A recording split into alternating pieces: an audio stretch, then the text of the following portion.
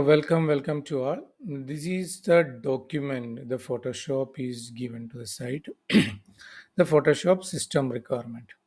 So here they are clearly mentioned what is a processor. It's best suited for operating system. They are mentioned RAM. Then they are recommended. They are mentioned on here.